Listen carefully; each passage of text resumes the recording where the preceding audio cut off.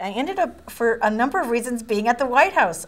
I was a tourist at the White House with our fifth grade daughter's class, and then later I was there as an author at the National Book Festival, and as an advocate for literacy in libraries. I went there a couple of times with Mrs. Bush, trying to suggest to her staff that she become more visible as an advocate for school libraries. And while I was there, especially at the time around September 11th, when the White House was closed off to people, I got special tours of the White House. And in fact, one afternoon, I was there around Christmas time, and nobody had seen any of the gingerbread houses because the regular visitors weren't coming through. And illustrator Jerry Pinkney had done some illustrations for the Christmas cards and everything.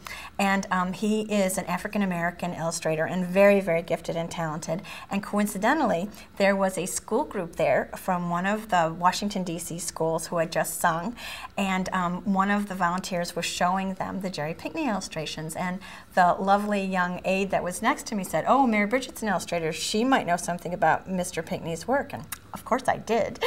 And so I did an impromptu teaching session with these wonderful kids, and we talked. I showed them the pencil lines under Jerry's drawings, and we talked about how he was actually ahead of the pack, and he was a role model because he was one of the few African-American artists that really made it. He worked for National Geographic, and we were able to do all kinds of things. Well, as my special reward for doing this impromptu teaching session, I didn't know this was going to happen. I got an even more specialized tour of the White House first floor, and heard more history, and it was very exciting.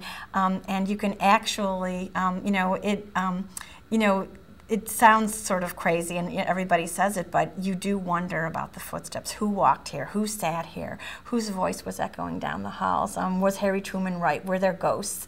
Does the ghost of Lincoln walk, through the corridors and things like that? And I went to try to find a book. Our kids were in middle school and high school at the time, to find a book that conveyed that excitement that I felt, that, the idea of story, the excitement of stories. And I couldn't find one anyplace, and I was sort of bummed. And that's when the idea started to gel. Oh my gosh, how could we tell, not a story about the White House as such, but a story about American history, using the White House loosely as the vehicle to tell that story?